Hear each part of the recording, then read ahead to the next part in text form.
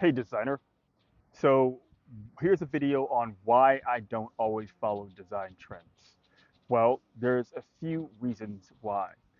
Mainly, the design trends that are happening are usually only temporary. Like they don't last very long, which is why we call them trends. So the reason why trends are popping up in the first place is because it's something that people find interesting in. Maybe it's new, maybe it's a new piece of technology, maybe it's something novel, like something that just people want to see more of that hasn't been around in a while. And maybe the trends that are happening or the state of consciousness or the zeitgeist of the industry or a particular industry is causing people to want to gravitate toward that, whether it's a color, whether it's certain elements, whether it's certain sounds.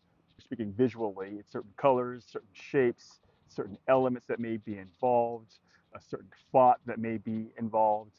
And so that's why people end up following trends. Plus, if it's trending, it's more likely to pop up into the algorithm or get people's attention simply because it's on everybody's mind.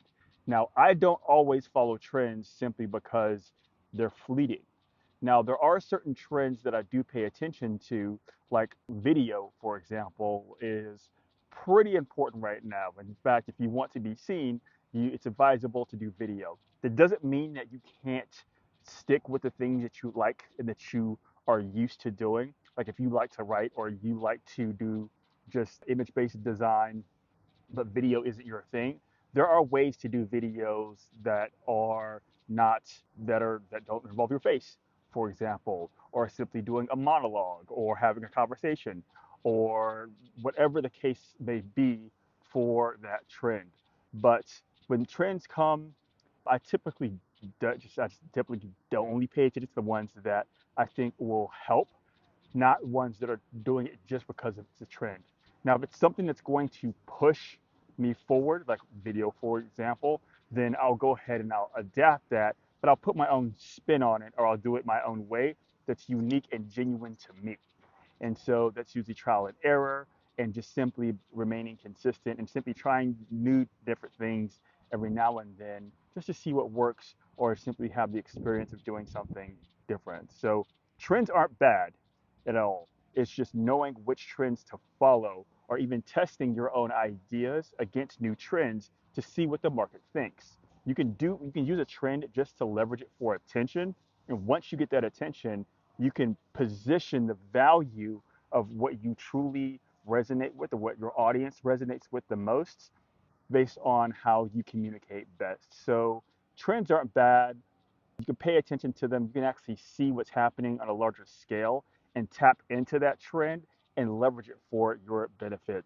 So yeah, that's kind of the way that I see trends. And I think I've always been that way. I've never been the type of person to hop on a single bandwagon. I like trying new things. And so many times I'll do things that completely get ignored because it's not trending. It's not something that either people find interesting or it's not compelling enough or that simply might be a few tweaks and a few elements that might be that people just might not catch on to. So that's my thought on trends, why I don't follow them. But if you follow a trend, let me know. What are your thoughts on trends? Do you like them? Do you think they're great? Are you always on board with doing things that are trendy because it catches people's attention and then you can leverage that to deliver a more powerful or a stronger message that is unique to you and you alone? Let me know in the comments and I'll look forward to hearing from you.